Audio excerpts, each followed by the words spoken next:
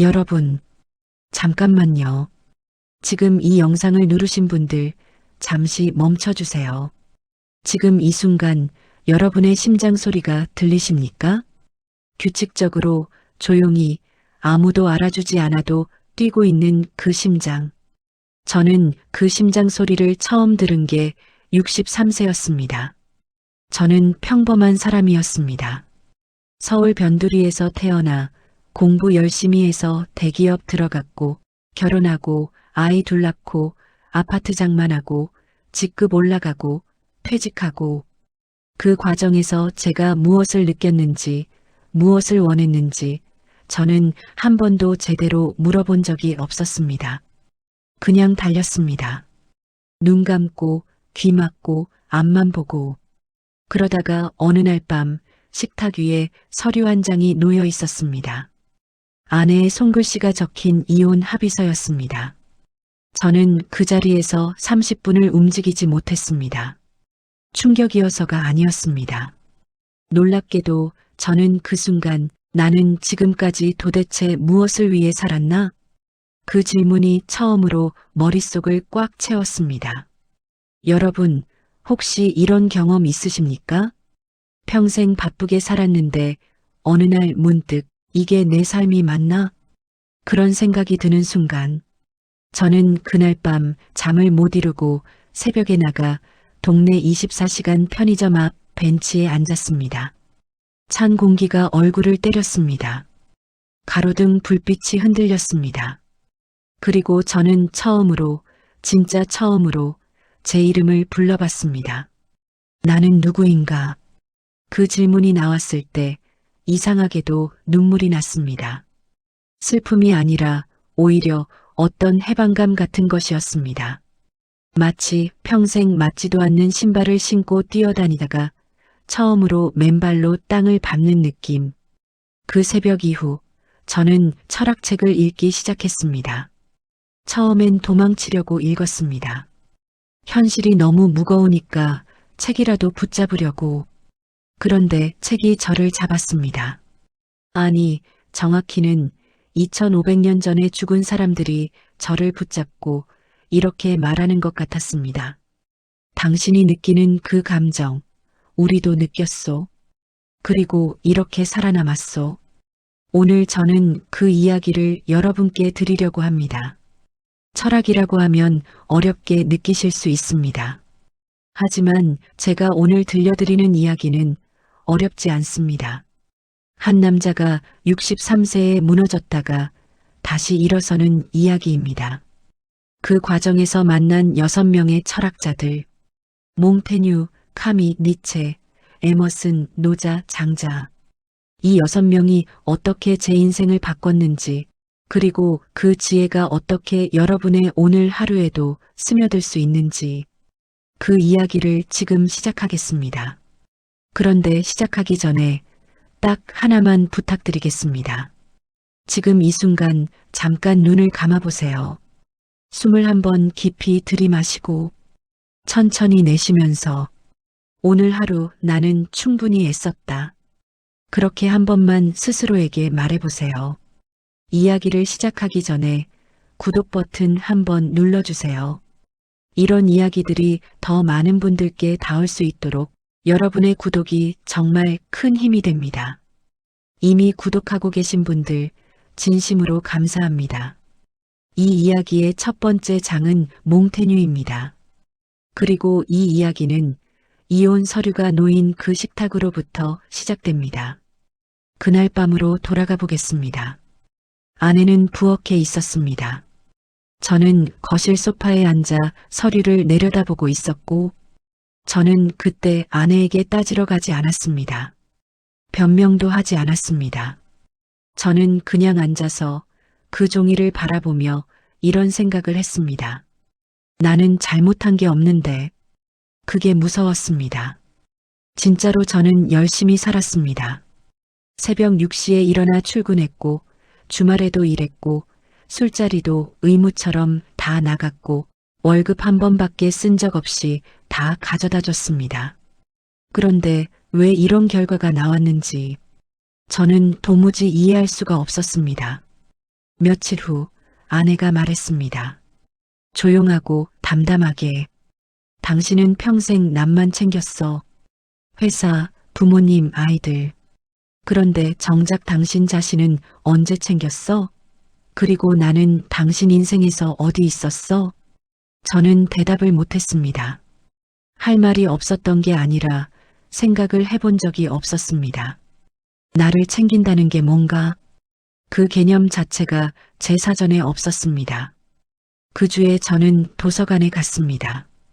특별한 목적이 있었던 게 아닙니다. 그냥 어딘가 조용한 곳에 앉아 있고 싶었습니다. 그러다 우연히 집어든 책이 있었습니다. 미셸 드 몽테뉴의 수상록이었습니다. 1580년에 쓰인 책입니다. 400년이 넘은 책입니다. 저는 그 책의 첫 문장을 읽고 그 자리에서 멈췄습니다.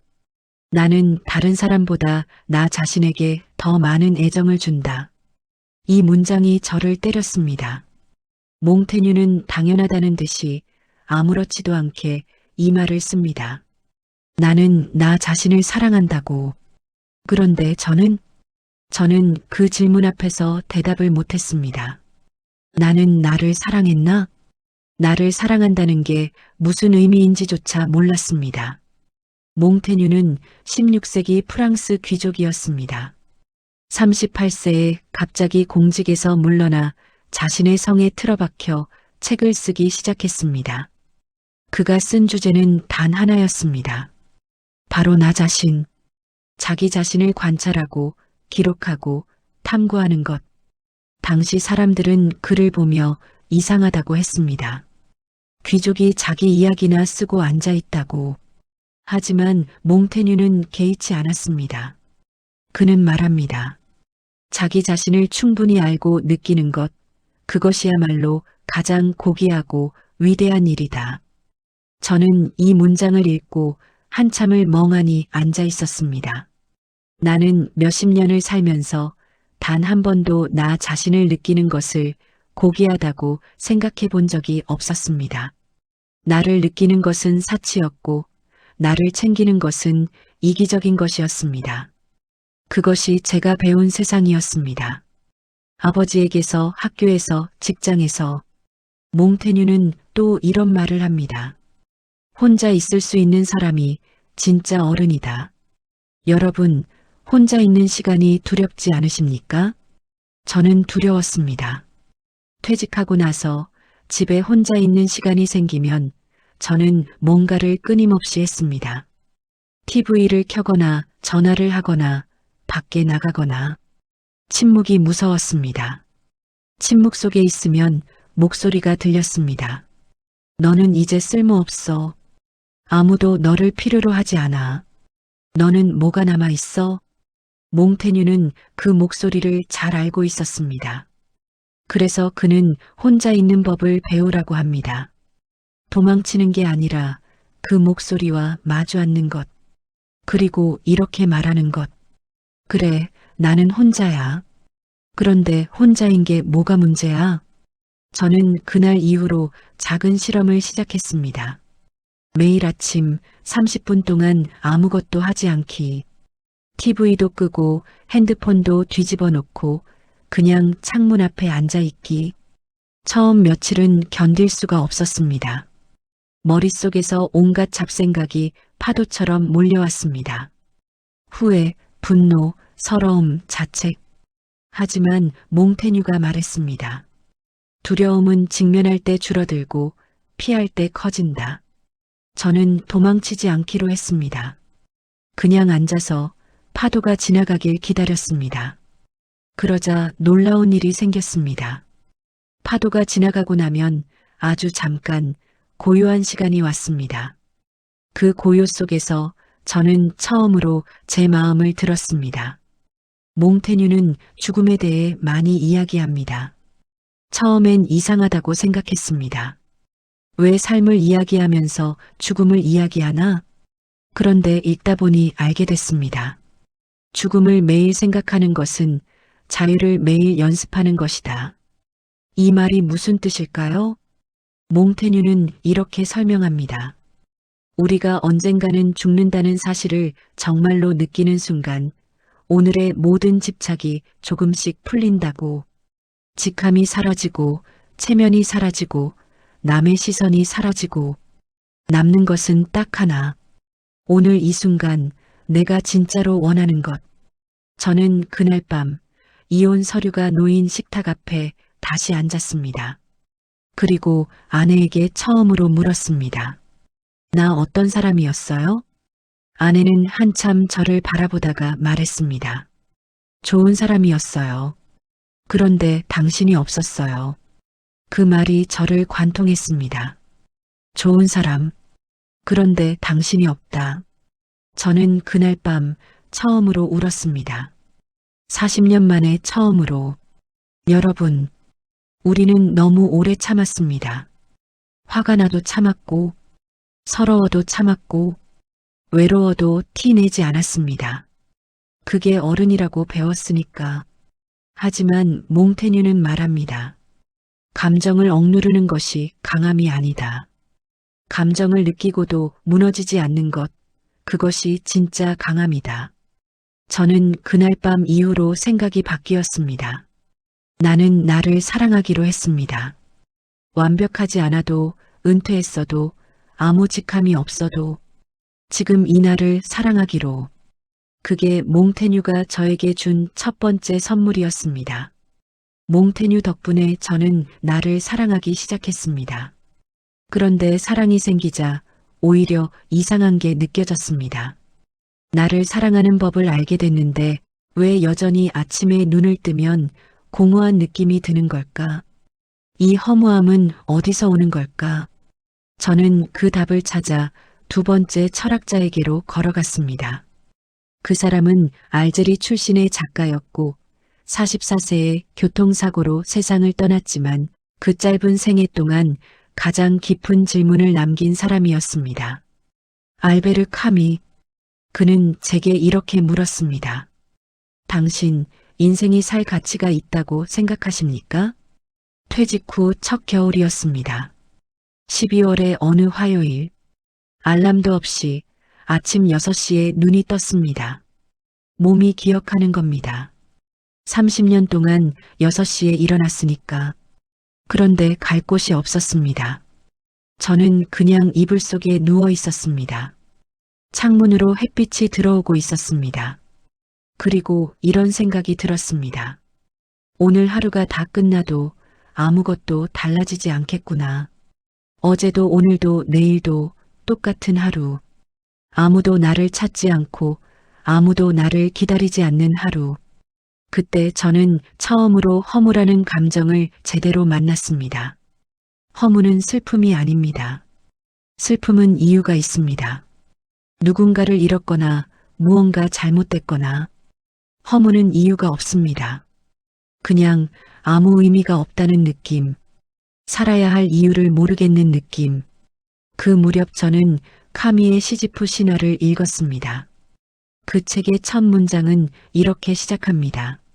진정한 철학적 문제는 단 하나다. 인생이 살 가치가 있는가? 저는 그 문장을 읽고 책을 내려놓았습니다.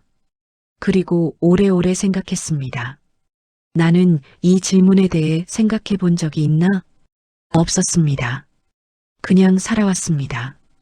질문할 틈도 없이. 카미는 말합니다. 세상은 부조리하다고. 우리는 의미를 원하는데 세상은 의미를 주지 않는다고. 우리는 영원하고 싶은데 우리는 죽는다고. 우리는 공정함을 원하는데 세상은 공정하지 않다고. 저는 그 말이 틀리지 않았다고 생각했습니다. 30년 열심히 일해서 무엇을 얻었나?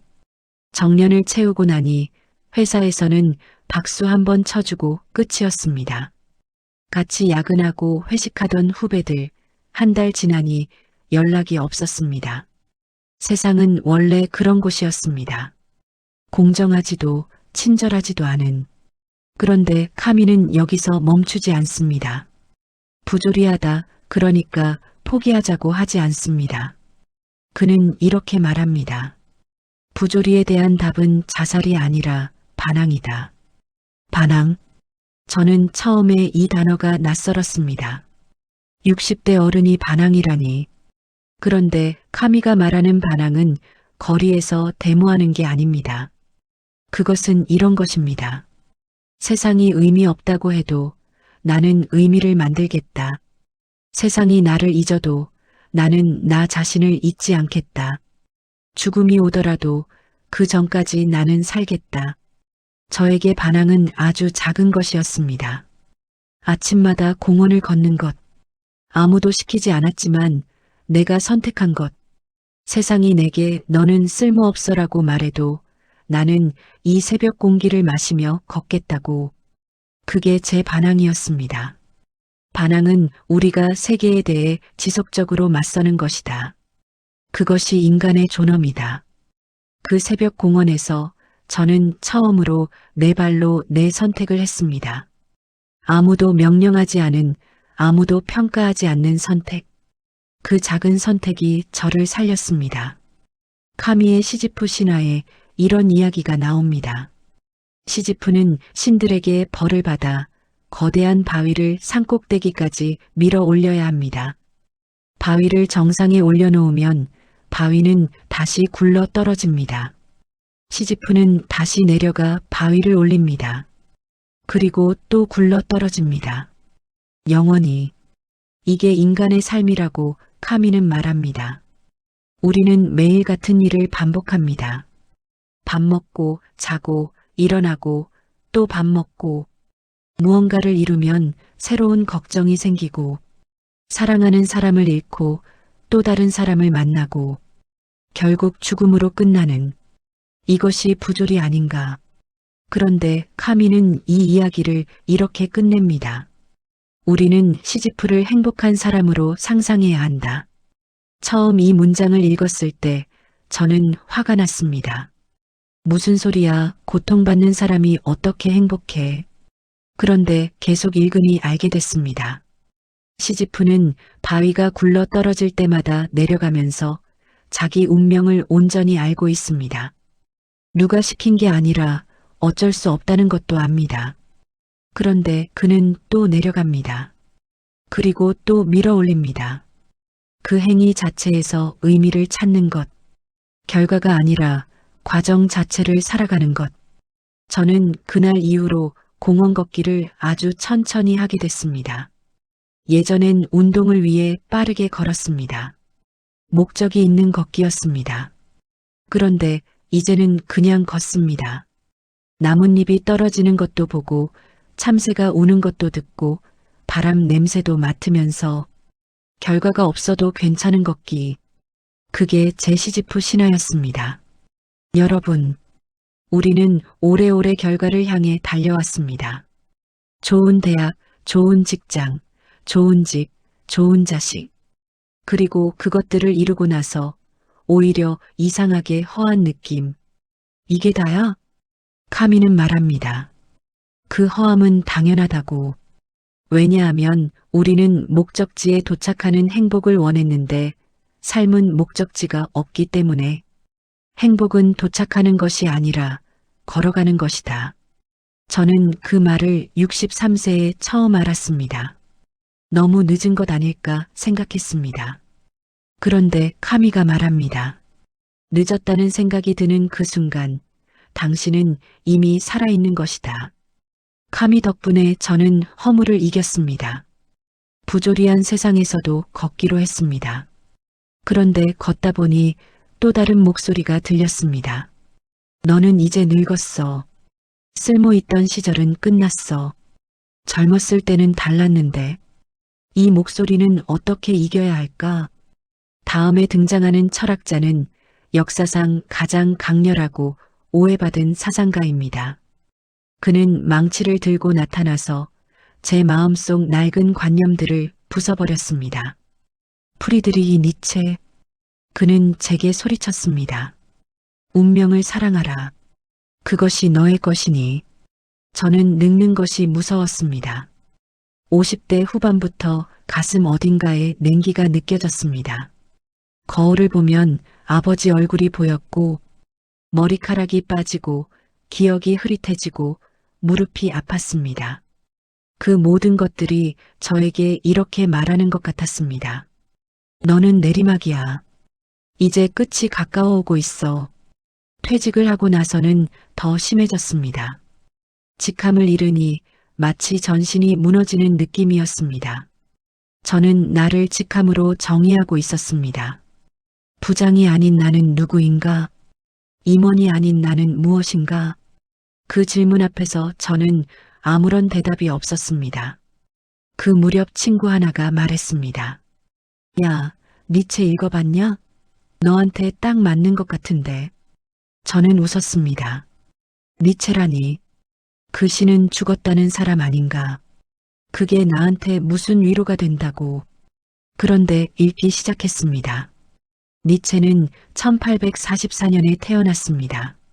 목사의 아들로 태어났지만 당시의 모든 가치관에 반기를 들었습니다. 그는 말합니다.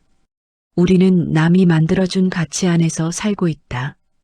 그 가치들을 한번 뒤집어 봐라. 저는 뒤집어 봤습니다. 열심히 일하는 게 미덕이다. 정말 그런가? 참는 것이 강한 것이다. 정말 그런가? 나이 들면 물러서야 한다. 정말 그런가? 니체의 첫 번째 충격적인 말은 이것이었습니다. 너 자신이 되어라. 내가 내 자신이 되지 않으면 너는 영원히 남의 삶을 사는 것이다.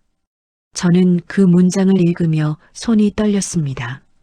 나는 지금껏 가장의 나, 회사원의 나, 아버지의 나로 살았지만 나 자신의 나로 산 적이 없었습니다. 니체의 가장 유명한 개념 중 하나가 아모르 파티 에모 FATI입니다. 라틴어로 운명을 사랑하라는 뜻입니다. 니체는 이렇게 말합니다. 나의 공식은 에모 FATI다. 변화되지 않아도 좋다. 피하지도 않는다. 오히려 사랑한다. 처음엔 이해가 안 됐습니다. 늙는 것, 아픈 것, 퇴직하는 것, 이혼 서류, 이런 것들을 사랑하라고? 그런데 니체가 진짜 말하고 싶은 건 이것이었습니다. 나에게 일어난 모든 것이 나를 만들었다는 것. 힘들었던 순간들, 실패했던 순간들, 무너졌던 순간들이 없었다면 지금의 내가 없다는 것. 그 모든 것을 부정하면 나 자신을 부정하는 것이라는 것. 저는 제 과거를 자주 후회했습니다. 아이들에게 더 잘해줄 걸, 아내와 더 많이 대화할 걸, 부모님 살아계실 때 더 자주 찾아뵐 걸. 그 후회들이 저를 짓눌렀습니다. 그런데 니체가 말합니다. 후회는 결국 그때 나는 틀렸다는 자기 부정입니다. 하지만 그때의 당신은 그때의 조건 속에서 최선을 다한 것입니다. 그것을 인정하지 않는다면 당신은 평생 과거에 발목 잡혀 살게 됩니다. 과거에 일어난 모든 일은 당신이 되어가는 과정이었다. 그것을 사랑하지 않는 자는 자기 자신을 사랑하지 않는 것이다. 저는 그 말 앞에서 오래 앉아 있었습니다.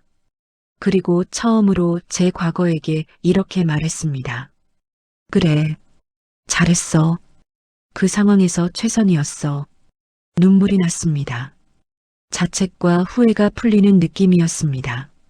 니체는 위버맨 CBRMENSCH라는 개념을 이야기합니다. 흔히 초인으로 번역되지만 저는 이것을 자기를 극복한 사람으로 이해했습니다. 니체는 묻습니다. 당신은 어제의 당신을 오늘 넘어섰습니까? 어제의 저보다 오늘의 제가 더 자유로운가?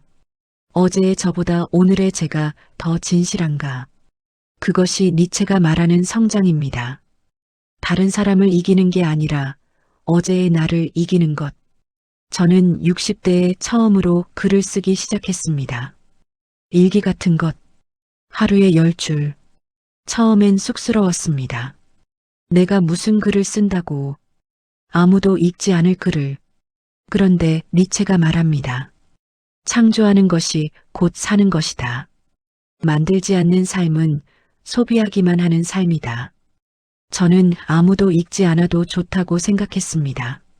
내가 읽으면 됩니다. 내가 어제의 나를 기록하고 오늘의 내가 읽으면 됩니다. 그게 저의 창조였습니다. 그런데 니체를 읽으며 한 가지 어려운 것이 있었습니다. 나를 믿어라는 것은 알겠는데 막상 스스로를 믿으려면 어디서 힘이 나야 하는 걸까? 내 안에 그 힘이 있기는 한 건가? 그 질문을 가지고 저는 네 번째 철학자에게로 걸어갔습니다. 여러분, 우리는 남의 시선 속에서 너무 오래 살았습니다. 아들 잘 키웠냐? 집은 어디냐? 자식이 어디 다니냐? 니체는 그 모든 질문들에게 이렇게 말하라고 합니다. 그것이 나와 무슨 상관인가? 나는 나의 길을 간다. 그 말을 처음 읽었을 때 어이가 없어서 웃음이 났습니다. 그리고 그 다음에 눈물이 났습니다. 이 말을 나는 평생 한 번이라도 해봤나? 니체는 저에게 운명을 사랑하라고 가르쳤습니다. 그 가르침으로 저는 후회를 줄이고 오늘을 살기 시작했습니다. 그런데 문제가 생겼습니다. 오늘을 살려고 하면 자꾸 자신이 없어졌습니다. 내가 할 수 있을까? 내가 맞는 선택을 하고 있는 건가? 그 불안이 저를 잡아당겼습니다. 그때 네 번째 철학자가 손을 내밀었습니다. 미국의 사상가 랄프 waldo 에머슨. 그는 150년 전에 이미 이 말을 했습니다. 자기 자신을 믿는 것, 그것이 위대한 사람의 비밀이다.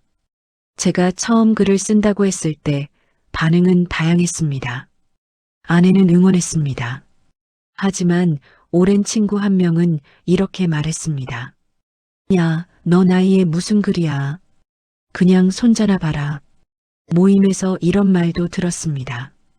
글 쓴다고? 유튜브는 젊은 사람들 거지. 저는 흔들렸습니다. 그게 맞는 말 같았습니다. 63세에 글을 쓴다고 누가 읽나? 지금 시작해서 뭐가 되겠나? 그냥 조용히 살면 되지 않나? 그 무렵 읽은 것이 에머슨의 자기 신뢰 셀프 마이너스 라이언스였습니다. 자기 자신을 믿는 것, 그것이 위대한 사람의 비밀이다. 에머슨은 1803년에 태어난 미국의 철학자이자 시인입니다. 그는 당시 사회가 요구하는 관습과 동조에 정면으로 반기를 들었습니다. 그는 말합니다. 왜 당신은 남의 말에 귀 기울이면서 정작 당신 자신의 목소리에는 귀를 막는가? 저는 그 질문 앞에서 처음으로 솔직해졌습니다. 나는 나 자신을 믿어본 적이 별로 없었습니다. 늘 누군가의 평가를 기다렸습니다. 상사의 평가, 부모님의 인정, 친구들의 칭찬. 그것이 있어야 제가 괜찮다고 느꼈습니다. 그게 없으면 저는 흔들렸습니다. 에머슨은 그것이 근본적인 문제라고 합니다. 타인의 박수보다 자신의 양심을 따르라. 에머슨은 비수능주의난 컨포머티를 이야기합니다. 군중을 따라가지 말라는 것. 모든 사람이 오른쪽으로 가도 내 마음이 왼쪽이라면 왼쪽으로 가라는 것. 이게 무례함이나 반항이 아닙니다. 에머슨이 말하는 것은 이것입니다. 당신 안에 이미 지혜가 있다. 그것을 믿어라. 저는 그 말을 듣고 작은 실험을 했습니다. 어느 날 아침 마트에 갔다가 계산원 아주머니에게 말을 걸었습니다. 오늘 많이 힘드세요? 아주머니가 잠깐 멈추더니 활짝 웃었습니다. 네, 그래도 이렇게 말씀해 주시는 분 계시니 힘나요. 집에 돌아오는 길에 생각했습니다. 저는 방금 아무도 시키지 않은 일을 했습니다. 보상도 없고 평가도 없고 그냥 내 안에서 우러나온 행동. 그게 에머슨이 말하는 자기 신뢰였습니다. 내 안의 목소리를 따르는 것. 당신 안의 목소리가 무언가를 말할 때 온 세상이 반대해도 그것을 따르라. 그것이 곧 당신의 천재성이다. 저는 글을 계속 썼습니다. 아무도 읽지 않아도 일기처럼 편지처럼 혼잣말처럼. 그리고 한 달이 지났을 때 이상한 일이 생겼습니다. 제가 쓴 글을 읽어보니 내가 모르던 나를 만났습니다. 내가 이런 생각을 하고 있었구나. 내가 이런 것들을 소중히 여기는구나. 내가 이런 사람이었구나. 에머스는 또 이런 말을 합니다. 당신이 이 세상에 한 번도 없었던 사람인 것처럼 당신의 삶을 살아라. 이 문장이 저를 흔들었습니다. 나는 한 번도 없었던 사람으로 살아본 적이 없었습니다. 항상 누군가를 따라갔습니다. 아버지처럼, 윗사람처럼, 성공한 동창처럼. 아내가 그날 저에게 했던 말이 생각났습니다. 당신, 이제야 당신 같네. 아내는 이 글을 쓰는 저를 보며 한 말이었습니다. 에머슨적인 표현으로 하자면 저는 처음으로 나 자신인 나가 된 것이었습니다. 여러분, 지금 이 순간 잠깐 여쭤봐도 될까요? 지금의 당신은 당신다운가요? 아니면 누군가의 기대에 맞춰진 당신인가요? 에머슨은 말합니다. 모든 인간은 세상에 단 한 번 오는 유일한 존재다. 그 유일함을 낭비하지 마라. 저는 그 말 앞에서 처음으로 내가 유일하다는 감각을 느꼈습니다. 나는 세상에 딱 하나뿐인 나입니다. 이 조합의 사람은 역사상 없었고 앞으로도 없을 것입니다. 그 날을 이제는 온전히 살아보겠다고 다짐했습니다. 여러분, 우리는 너무 오래 남이 원하는 나로 살았습니다. 좋은 아버지, 좋은 남편, 좋은 직원. 그게 잘못된 것이 아닙니다. 다만 그 안에 나가 있었냐는 것입니다. 에머슨이 말합니다. 가장 외로운 순간은 자기 자신과 멀리 떨어져 있을 때다.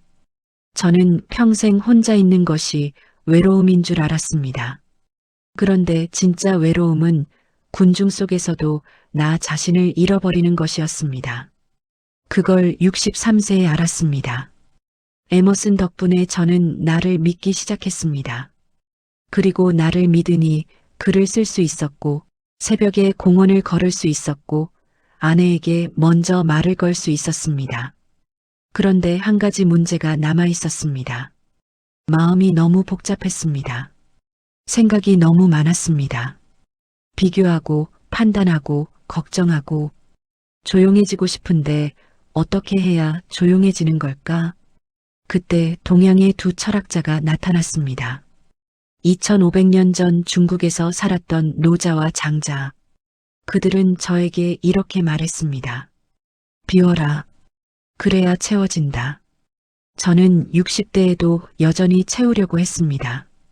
통장을 채우고, 자식 걱정을 채우고, 건강 걱정을 채우고, 머릿속이 항상 가득 찼습니다. 그런데 이상하게도 가득 찰수록 더 불안했습니다. 노자의 도덕경을 읽기 시작했습니다. 81장으로 이루어진 짧은 책. 그런데 한 장 한 장이 놀라웠습니다. 첫 번째로 저를 잡은 구절은 이것이었습니다. 상선약수 최고의 선은 물과 같다. 물은 싸우지 않습니다. 낮은 곳으로 흐릅니다. 막히면 돌아갑니다. 담겨진 그릇의 모양대로 자신을 바꿉니다. 저는 그동안 너무 많이 싸웠습니다. 아이들의 선택과 싸웠고, 세상의 변화와 싸웠고, 늙음과 싸웠습니다. 싸울수록 힘들었습니다. 노자는 말합니다.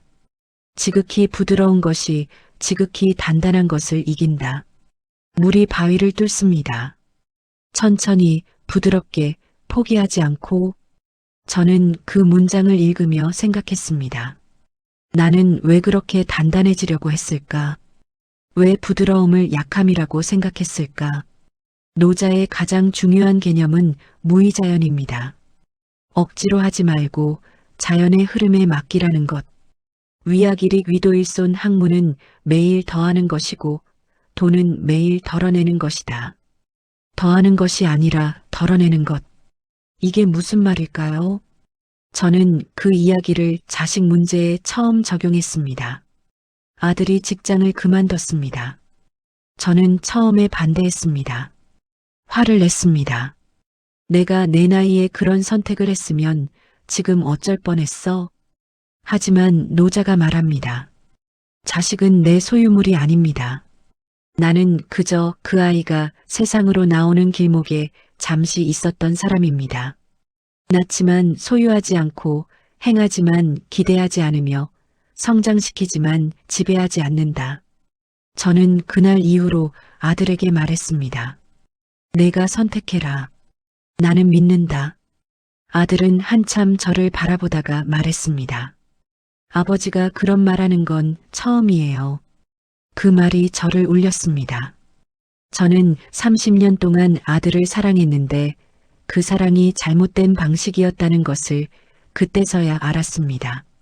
노자는 또 이렇게 말합니다. 지족자부 만족할 줄 아는 자가 부자다. 저는 이 문장을 처음 읽었을 때 그건 패배자의 논리 아닌가 라고 생각했습니다. 열심히 더 노력해야 하는 거 아닌가? 그런데 노자는 이렇게 반박합니다. 당신이 지금 가진 것을 무시하고 앞만 바라보는 것, 그것이 가난입니다. 저는 그 말을 듣고 주위를 돌아봤습니다. 아내가 차 한 잔을 끓이고 있었습니다. 창문 너머로 늦가을 햇살이 들어오고 있었습니다. 냉장고에는 어제 담근 김치가 익어가고 있었습니다. 이것들이 다 내 것이었습니다. 이것들이 다 선물이었습니다. 그런데 저는 여기를 보지 않고 자꾸 다른 곳을 봤습니다. 없는 것을, 잃어버린 것을, 아직 오지 않은 것을, 족지위족지족의 충분함을 충분하다 여기면 그것이 진정한 충분함이다. 저는 그날부터 잠자리에 들기 전 그날 있었던 것들을 세어보기 시작했습니다. 아내의 목소리를 들었다. 따뜻한 밥을 먹었다. 가을 공기를 마셨다. 이것만으로도 오늘은 충분했습니다. 여러분, 우리는 얼마나 오랫동안 아직 부족하다고 느끼며 살았습니까? 얼마나 오랫동안 조금만 더를 외치며 달렸습니까? 노자는 말합니다. 돌아가는 것이 도의 운동이다. 부드러운 것이 도의 쓰임이다. 돌아가도 괜찮습니다. 천천히 가도 괜찮습니다. 멈춰도 괜찮습니다. 그런데 저에게는 마지막 질문이 남아 있었습니다. 그러면 이 인생을 어떻게 마무리해야 할까? 나는 어떻게 노년을 살아야 하는가? 즐겁게 사는 것은 가능한가? 마지막 6번째 철학자, 장자가 그 답을 줬습니다. 그는 웃으며 말했습니다. 인생이란 잘 놀다 가는 것이요. 장자 이야기를 하기 전에 먼저 제가 경험한 일 하나를 말씀드리겠습니다. 어느 날 손녀가 왔습니다. 5살 된 아이였습니다. 손녀는 저에게 달려오더니 할아버지 무릎에 올라앉아 이렇게 말했습니다. 할아버지, 나랑 블록 쌓자. 저는 그때 뭔가를 하고 있었습니다. 뉴스를 보고 있었는지, 걱정을 하고 있었는지, 저는 잠깐 망설였습니다. 그러다 내려놓고 블록을 쌓기 시작했습니다. 1시간이 지났습니다. 손녀는 신나서 웃고 있었고 저는 이상하게도 가슴이 뻐근했습니다. 아, 이런 게 있었구나. 목적 없이, 결과 없이 그냥 즐거운 것. 이게 얼마만인가. 그때 장자의 문장이 떠올랐습니다. 인생이란 마치 흰말이 문틈을 지나가는 것처럼 순간이다. 그러니 잘 놀다 가라. 장자는 기원전 4세기 중국의 철학자입니다. 노자의 사상을 이어받아 더 자유롭고 유쾌하게 발전시킨 사람입니다. 그는 아내가 죽었을 때 두드리고 노래를 불렀습니다. 친구들이 와서 불경스럽다고 하자 이렇게 말했습니다. 아내는 본래 없었습니다. 그리고 자연으로 돌아갔습니다. 그것을 슬퍼하는 것은 하늘의 뜻을 모르는 것입니다. 처음엔 저도 이해가 안 됐습니다. 이게 냉정한 것 아닌가? 그런데 읽다 보니 알게 됐습니다. 장자는 슬프지 않은 게 아닙니다. 슬픔이 영원하지 않다는 것, 삶과 죽음이 자연의 순환이라는 것을 알기에 그 앞에서 자유롭게 있을 수 있는 것입니다. 장자의 대표적인 이야기가 호접지몽입니다. 나비의 꿈 이야기입니다. 장자는 꿈에서 나비가 되었습니다. 날아다니며 꽃에 앉으며 즐거웠습니다. 깨어나 보니 장자였습니다. 그는 이렇게 묻습니다. 내가 나비 꿈을 꾼 것인가 아니면 나비가 장자 꿈을 꾸고 있는 것인가? 이게 단순한 수수께끼가 아닙니다. 장자는 묻고 있습니다. 당신이 지금 사는 이 삶, 당신이 진짜라고 믿는 이 현실, 그게 전부인가요? 저는 63년을 살면서 내가 아는 게 세상의 전부라고 생각했습니다.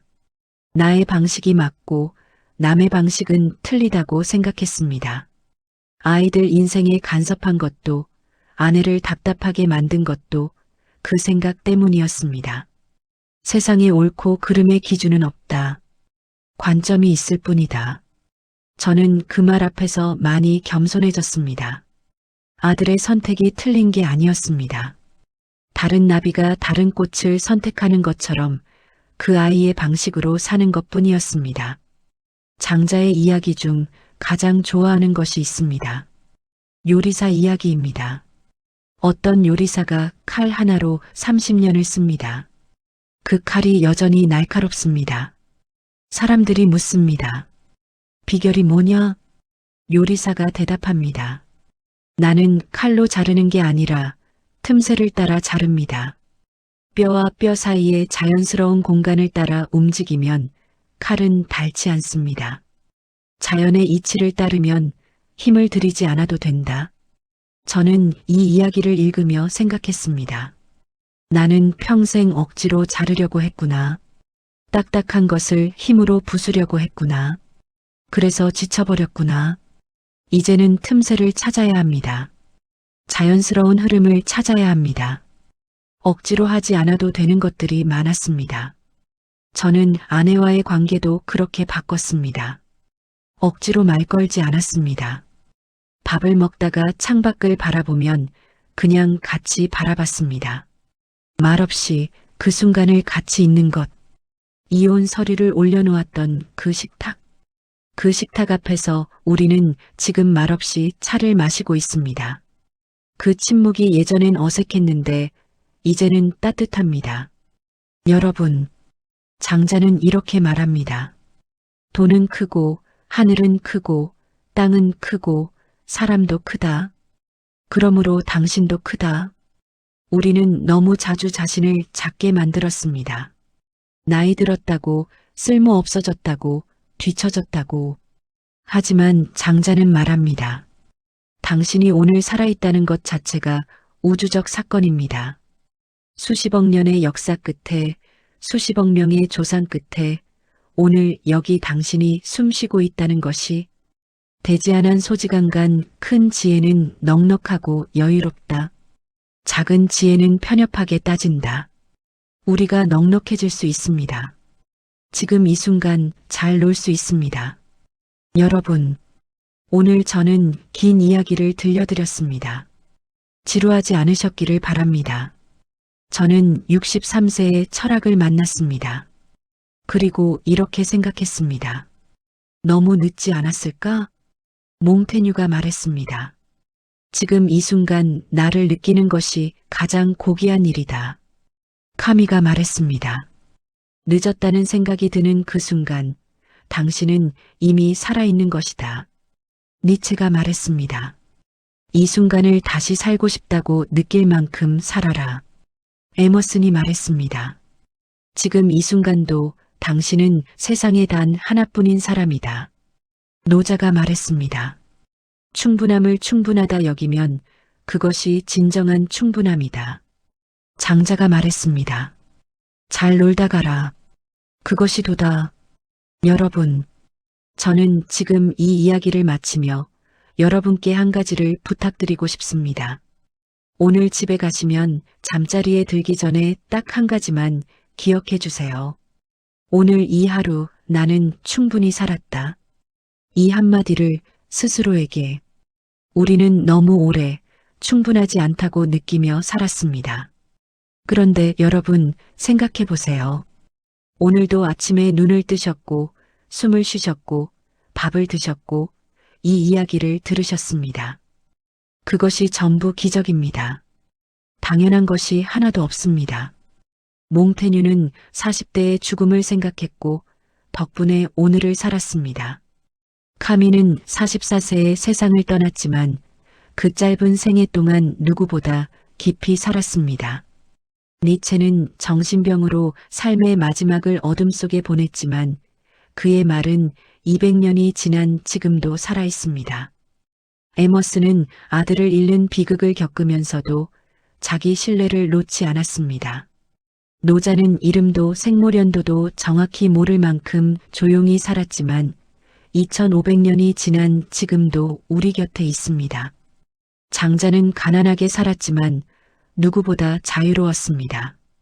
여러분, 철학은 어려운 것이 아닙니다. 철학은 이런 것입니다. 나는 어떻게 살아야 하는가? 그 질문을 진지하게 붙잡고 사는 것. 그리고 저는 오늘 이렇게 생각합니다. 그 질문을 63세에 처음 한 것이 늦지 않았다고. 여러분이 지금 이 영상을 보신 것도 늦지 않았다고. 지금 이 순간 이것이 가장 중요합니다.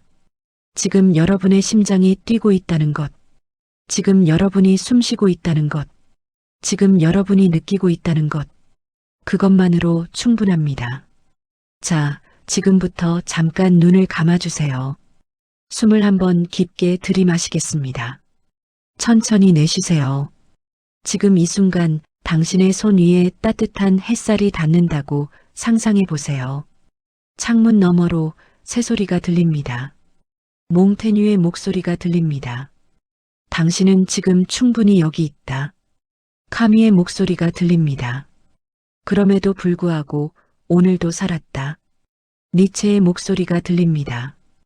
이 삶을 다시 살고 싶다고 느껴라. 에머슨의 목소리가 들립니다. 당신은 세상에 단 하나뿐인 사람이다. 노자의 목소리가 들립니다.